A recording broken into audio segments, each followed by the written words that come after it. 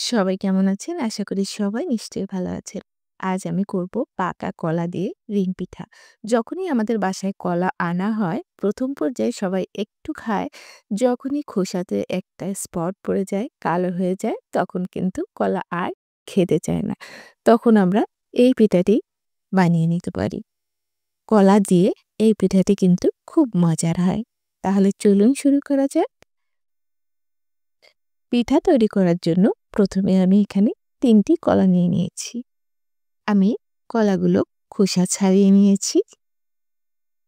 দেখুন আমি ৩টি কলা নিয়েছি। এখন আমি কলাগুলো ব্লেন্ডারে ব্লেন্ড করে নিয়েছি।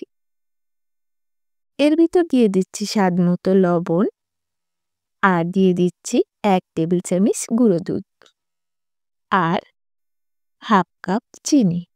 সমস্ত উপকরণগুলো সুন্দর করে কলার সঙ্গে মিশিয়ে নিব। আপনারা চাইলে কিন্তু কলা হাত দিয়ে চটকে নিতে পারেন। দেখুন আমার সমস্ত উপকরণগুলো কিন্তু মেশানো হয়ে গেছে। এখানে দিয়ে দিচ্ছি ময়দা। আপনারা চাইলে চাউলের গুঁড়ি কিংবা আটা দিয়ে এই পিঠাটি করে নিতে পারেন। আমি এখানে ২ কাপ ময়দা দিয়ে পিঠা তৈরি করে নিব। আমি কলায় কিন্তু কোনো পানি ব্যবহার করিনি।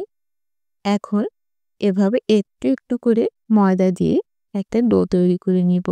আপনারা নিশ্চয়ই ডোটা দেখে বুঝতে পারবেন কতটা শক্ত করে একটা ডো তৈরি করে নিয়েছি। দেখুন আমি কিন্তু এখানে ২ কাপ ময়দা ব্যবহার করেছি আর ৩টি কলা।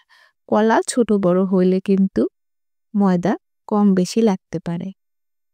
এই পর্যায়ে কিন্তু আর হাতে লাগছে না। এখন চেপে চেপে একটা ডো তৈরি করে নিয়েছি। তারপর রেস্টে রেখে দিব ১০ মিনিট। ১০ মিনিট পর ফিরে এসেছি।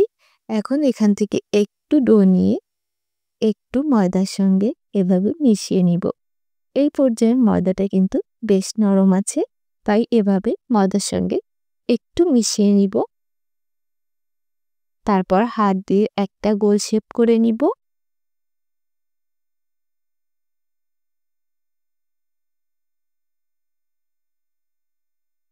দেখুন আমি একটা গোল শেপ করে নিয়েছি।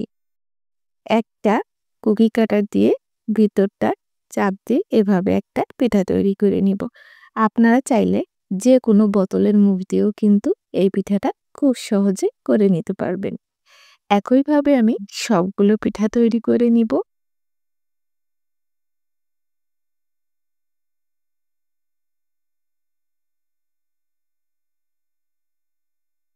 দেখুন আমার আরও একটা পিঠা হয়ে গেছে।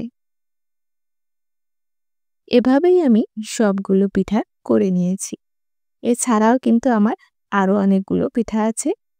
এখন আমরা পিঠাগুলো ভাজতে চলে যাব। কড়াইতে তেল গরম করে নিয়েছি। তেলটা যখনই গরম হয়ে যাবে তখনই একটা একটা করে পিঠা দিয়ে আমরা পিঠাগুলো ভাজি করে নিব।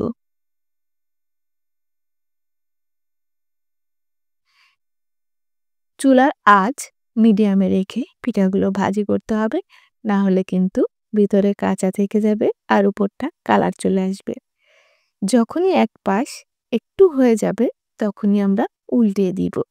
এভাবে উল্টিয়ে পাল্টিয়ে আমি পিঠাগুলো ভাজি করে নিব।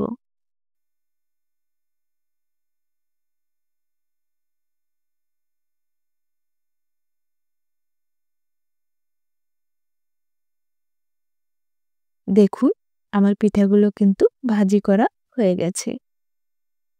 আমি এখন পিঠাগুলো উঠিয়ে নিব।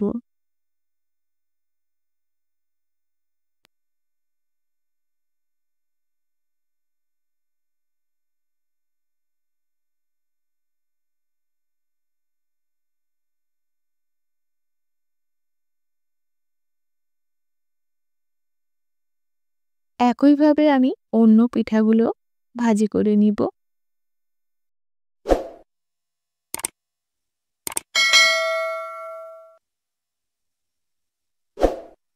এভাবে কলা দিয়ে পিঠা বানালে কিন্তু বেশ মজার হয়।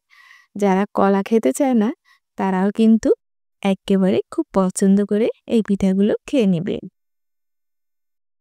উপরটা খুব মুচমুচা হয় আর ভিতরটা হয় একেবারেই সফট। খুব তাড়াতাড়ি খুব কম উপকরণে কিন্তু পিঠাগুলো তৈরি করে নেওয়া যায়। দেখুন কত ঝটফট করে পিঠাগুলো আমি তৈরি করে নিয়েছি। এই পিঠাগুলো আমার ভাজি করা হয়ে গেছে। এখন আমি উঠিয়ে নিব। সমস্ত পিঠাগুলো আমি করে নিয়েছি। এই পিঠাগুলো উপর থেকে মুচমুচা আর ভিতরটা খুবই সফট হয়। একেবারেই কিন্তু ডোনাটের মতো, তাই না? আমি ভিতরটা একটু দেখিয়ে দিচ্ছি, দেখুন কতটা সফট হয়েছে। আমার রিং পিঠা রেসিপি আপনাদের কাছে কেমন লাগলো অবশ্যই কমেন্ট করে জানাবেন। আর ভালো লাগলে একটা লাইক দিবেন। আর মজার মজার রান্না পেতে আমার চ্যানেলটিকে অবশ্যই সাবস্ক্রাইব করবেন। সবাই ভালো থাকবেন, সুস্থ থাকবেন। ধন্যবাদ।